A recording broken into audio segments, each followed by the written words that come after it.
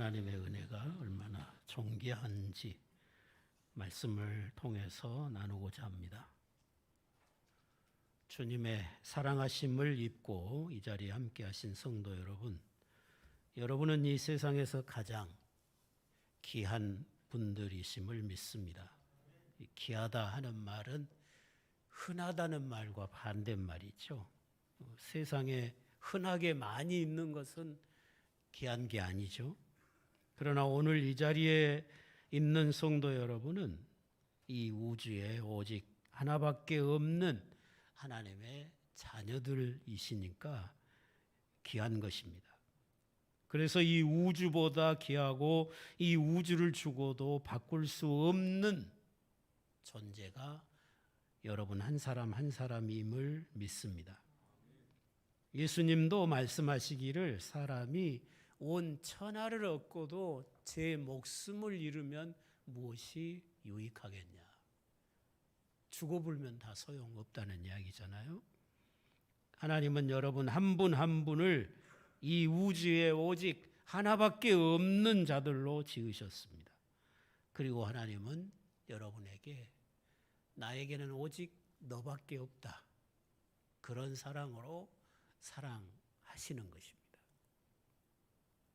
여러분에게 자녀가 많지만 여러분의 마음을 자녀 수대로 쪼개가지고 한 조각씩 자녀들을 사랑합니까? 안 그러죠.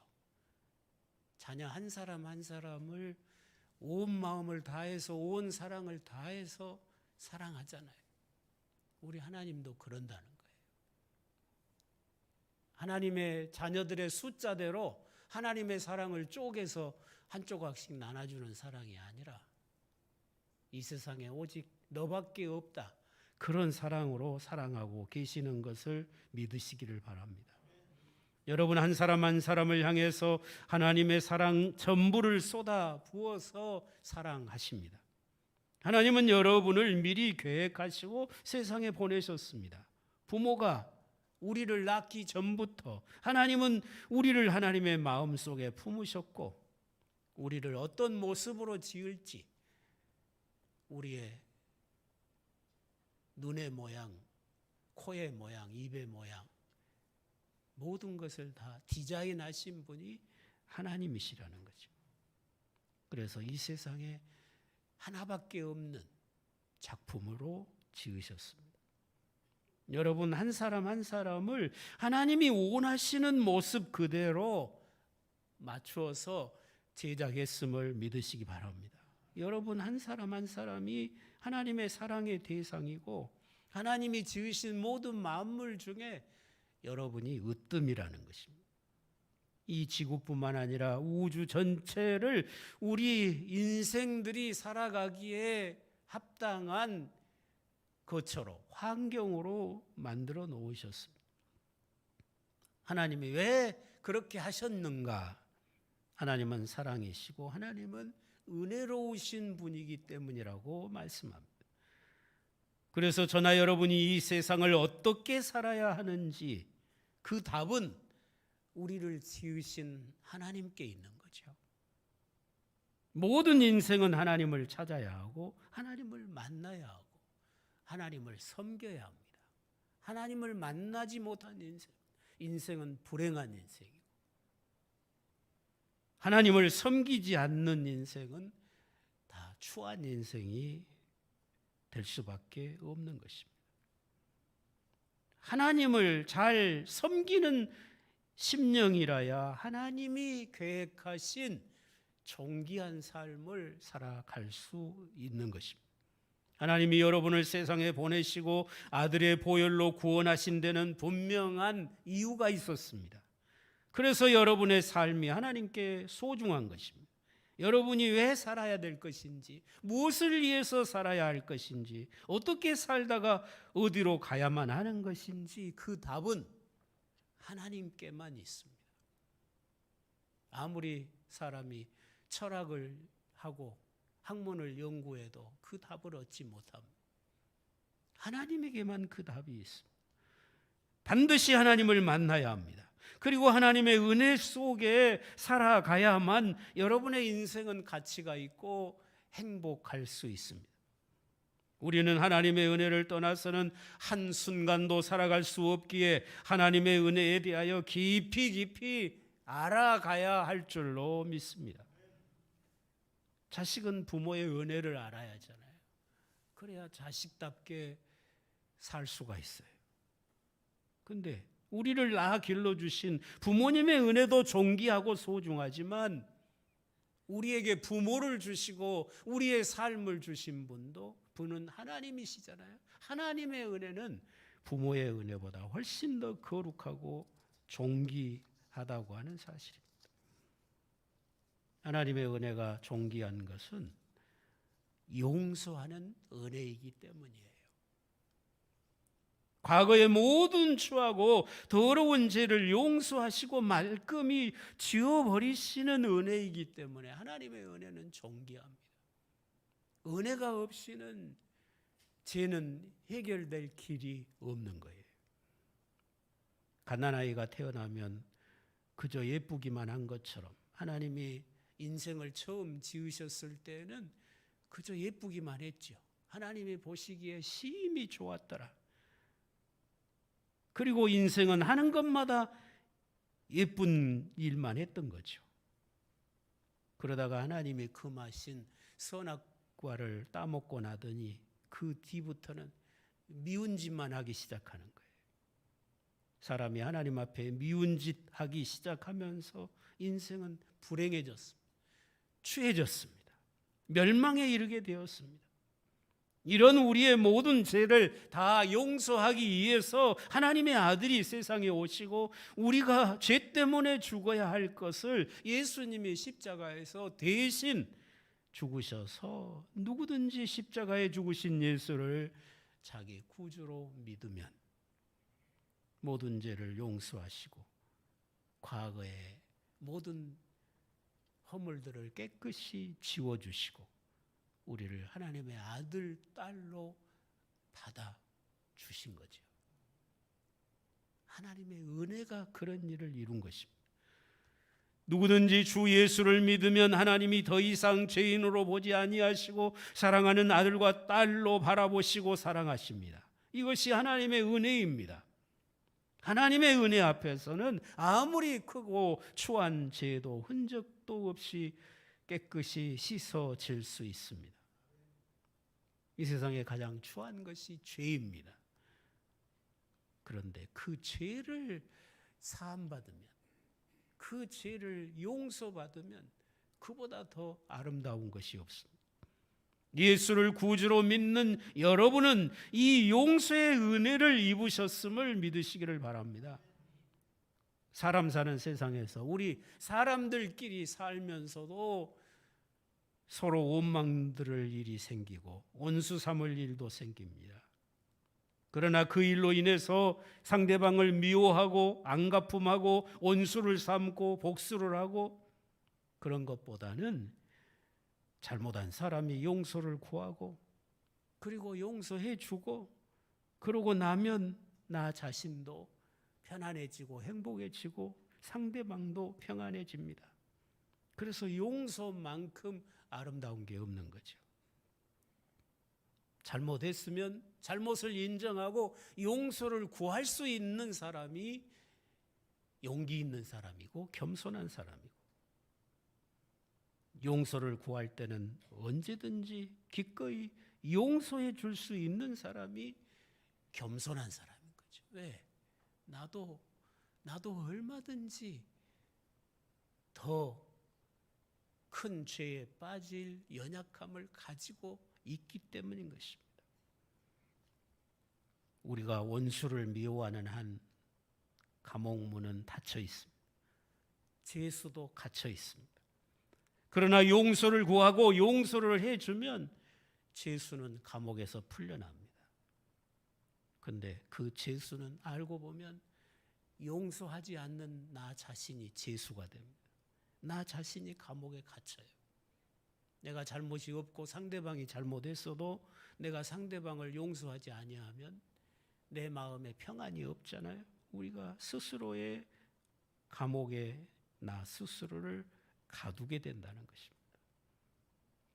하나님 앞에서 나를 살펴본다면 내 죄는 나에게 잘못한 상대방보다 더 수천 배 많은 죄를 가지고 있을 수도 있다는 것입니다.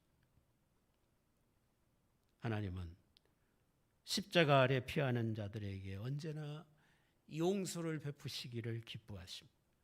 우리 하나님은 죄인들을 용서하기 위해서 자기 아들을 희생하신 분이시죠. 그래서 하나님의 은혜는 용서하는 은혜입니다. 누구라도 십자가를 믿고 붙들면 어떤 죄라도 사함 받을 수 있는 은혜가 십자가를 통해서 그에게 공급된다는 사실. 또 하나님의 은혜가 존귀한 것은 이 은혜를 값없이 주신다는 것이에요.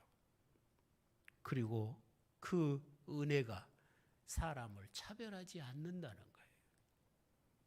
누구든지 예수를 믿으면 죄를 다 용서받습니다. 믿는 자마다 죄 때문에 망하거나 벌을 받거나 지옥 가는 일이 없게 됩니다.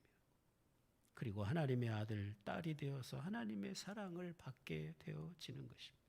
하나님이 나의 아버지가 되시고 나의 보호자가 되시고 나를 기르시고 먹이시는 책임자가 되십니다.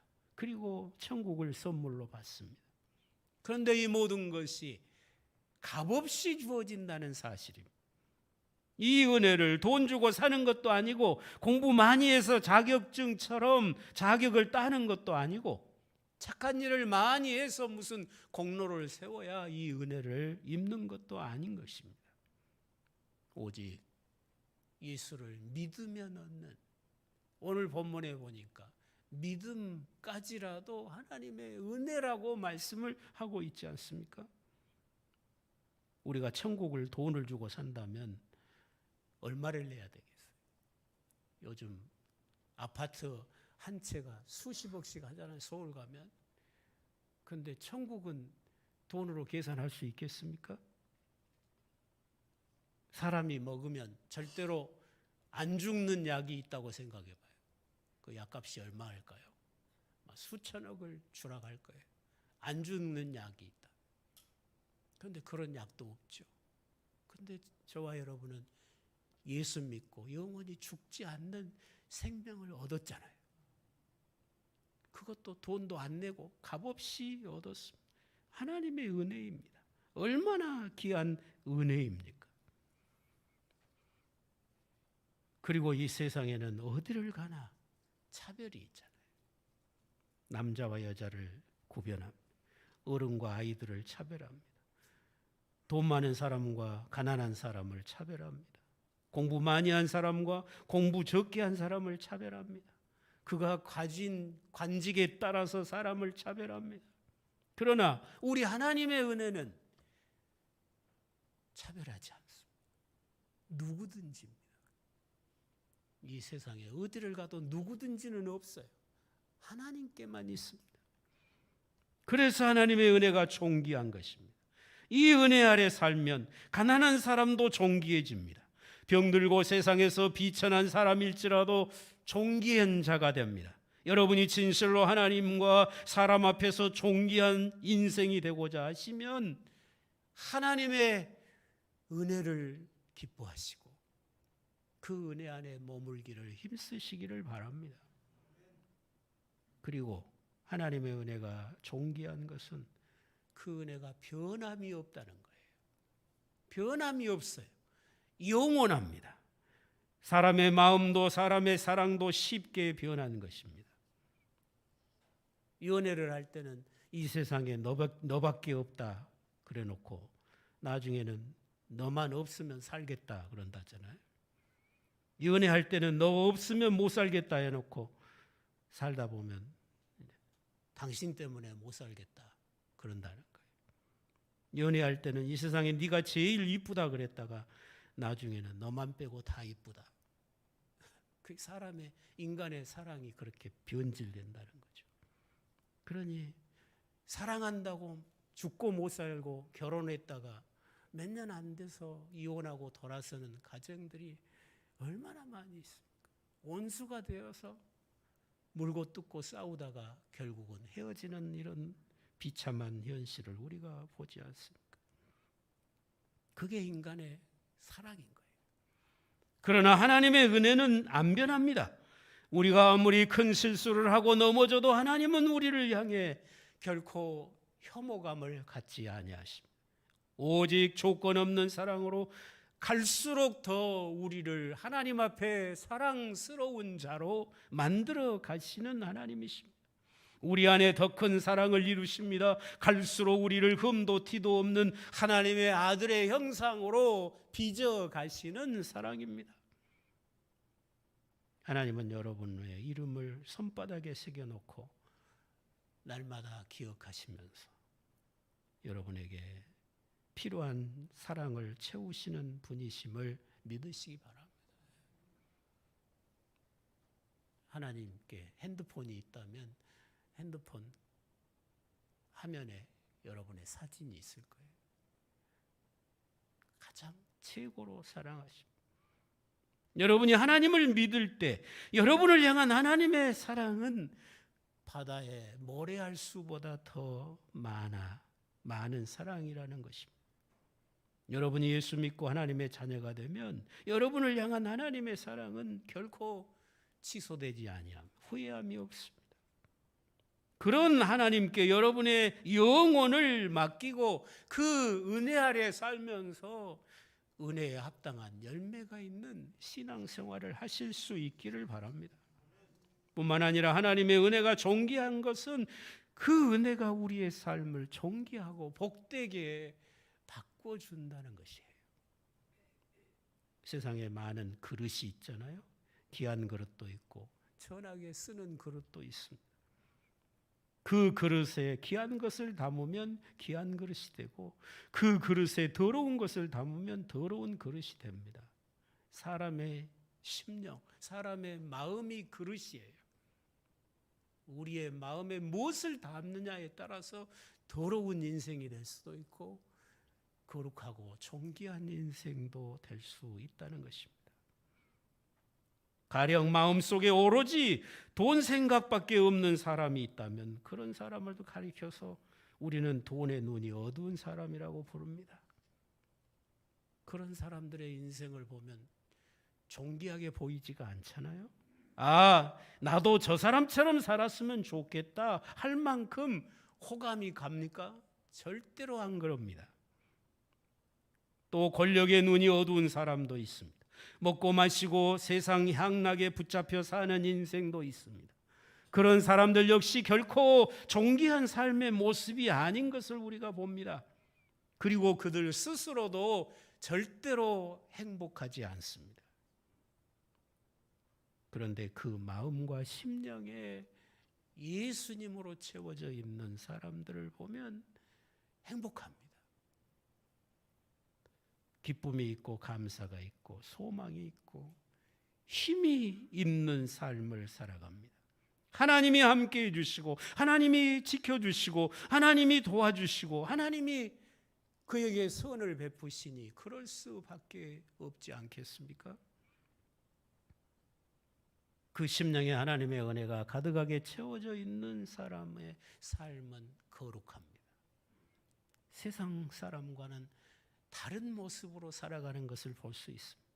많은 선을 행하면서 남을 위해 살아갑니다. 주께서 우리를 구원하신 것이 선한 일을 열심히 행해서 하나님께 영광을 돌리게 하려 함이라고 본문은 말씀하시잖아요. 그러니까 하나님께 은혜를 입은 사람은 많은 사람들을 유익하게 하는 선을 행하며 살 수 있게 되어 있다는 것입니다. 봉사하기 좋아하고 베풀기 좋아하면서 살아가는 거죠. 남을 일으켜주고 세워주고 다른 사람에게 용기와 소망을 주고 사는 사람이 되는 거죠. 하나님의 은혜가 그렇게 만드는 거예요. 그래서 그 삶이 존귀해지는 것입니다. 많은 사람들에게 좋은 영향력을 끼치게 되어 있는 것입니다. 그 사람은 그 행하는 모든 일에서 복을 받을 것입니다. 그는 천국에서도 영원히 행복할 것입니다.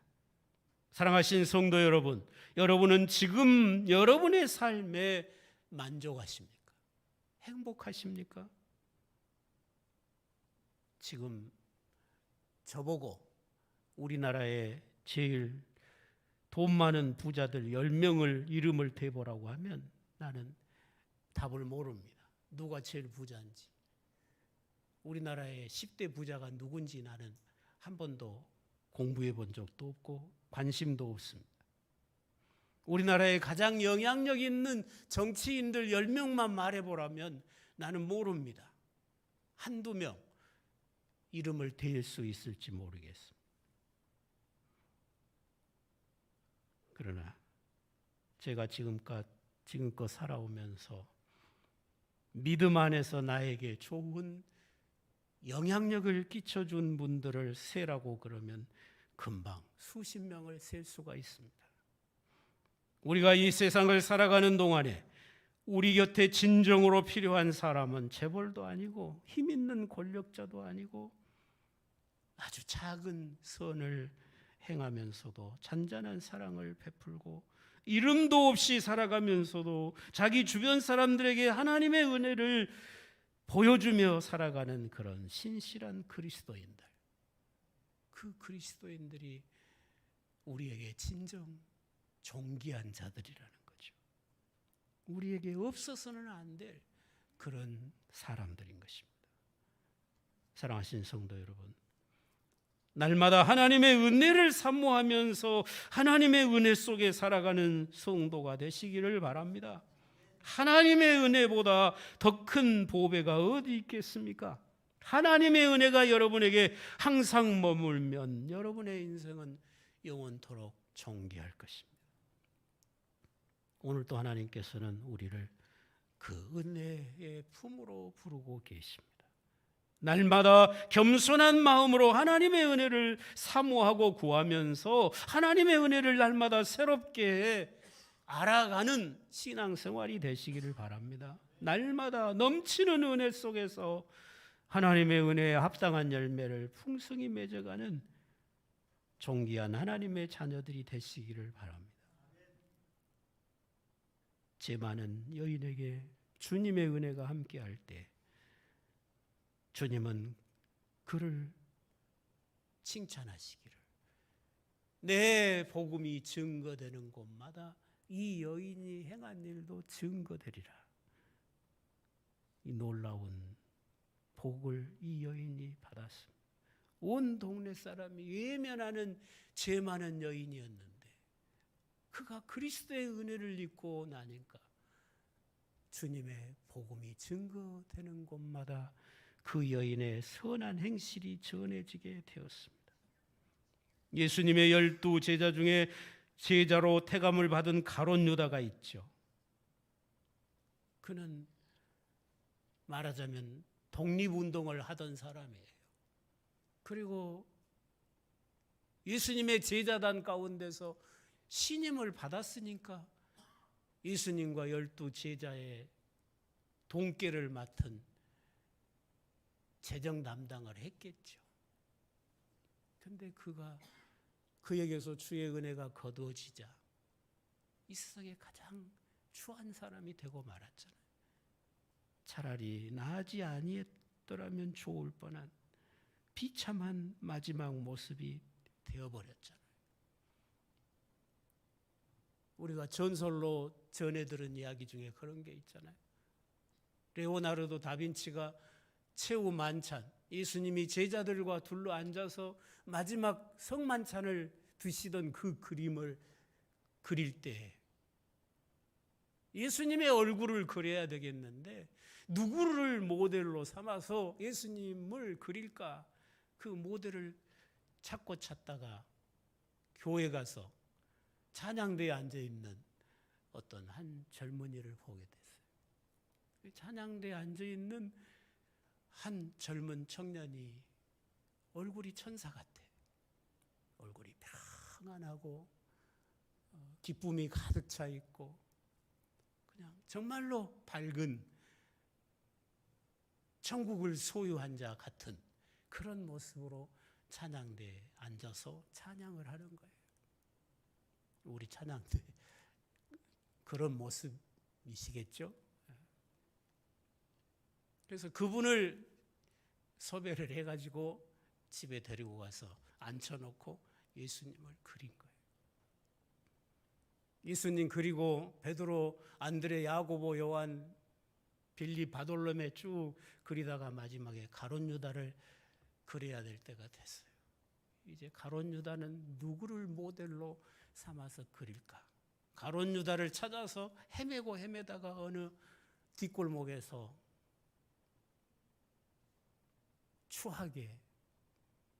추한 모습으로 얼굴이 다 그냥 굳어져 가지고 경색돼 있는 그런 한 젊은이를 만난 거예요. 내가 화가인데 당신을 모델로 해서 그림을 그리고 싶다고. 내가 품삯은 그냥 충분히 줄 테니까 우리 집에 가자고. 그래서 집에 화실에 가서 앉혀놓고 그 사람 얼굴에서 가룟 유다를 그리는 거예요. 한참을 그리고 있는데 이 모델인 청년이 퍽퍽 우는 거예요. 막 울어요. 그러니까 이 레오나르도 다빈치가 깜짝 놀라가지고 왜 우냐고 그러니까 사실은 몇 년 전에 예수님 그릴 때 화가가 예수님 그릴 때 그 모델했던 사람이 자기래요. 자기가 찬양대에 앉아서 찬양할 때는 예수님 모델했는데 그동안 신앙 다 버린 거죠. 예수님 버린 거예요. 그리고는 타락해서 방탕하게 산 거예요. 그 예수님의 모델했던 그 사람이 가룟 유다의 모델이 된 거예요. 우리도 충분히 그럴 수 있다고 생각합니다. 내가 예수님 안에 살 때, 예수님을 진심으로 사랑함으로 살 때, 예수님과 동행할 때, 내가 부요한 하나님의 은혜를 깨닫고 그 은혜 속에 살 때는 우리가 천사보다도 더 존귀한, 더 거룩한, 천사가 흠모할 만한 하나님의 자녀이지만 그 믿음에서 떠나면, 그 은혜에서 떠나면, 그리스도를 버리고 그리스도에게서 멀어지면 차라리 예수님을 몰랐던 사람보다 더 추해지는 거예요. 그렇잖아요. 예수 믿다가 타락한 사람이 더 악해지잖아요. 오늘 우리도 그럴 가능성이 얼마든지 있다는 것을 기억해야 될 것입니다. 우리는 더 이상 취해져가는 자가 되면 안 되죠.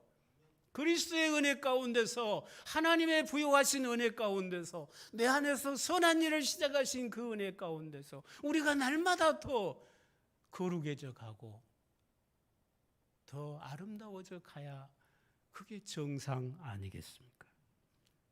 사랑하시는 성도 여러분, 이 세상의 그 어떤 것보다도 하나님의 은혜를 가장 값지고 소중한 것으로 여기고 하나님의 은혜를 날마다 사모하며 살아가시기를 바랍니다. 은혜에 대한 사모함은 전혀 없고 그냥 세상 것만 찾아 헤매는 그런 인생은 취해지는 거예요. 늘 은혜를 사모하고 은혜 가운데 살아가면서 여러분의 인생이 하나님과 사람 앞에 더욱더 사랑스러워져 가는 그런 복된 삶을 사시다가 기쁨으로 주님 배없는 주의 얼굴을 마주 대하는 그런 성도들이 다 되실 수 있기를 주의 이름으로 축원합니다. 기도하시겠습니다.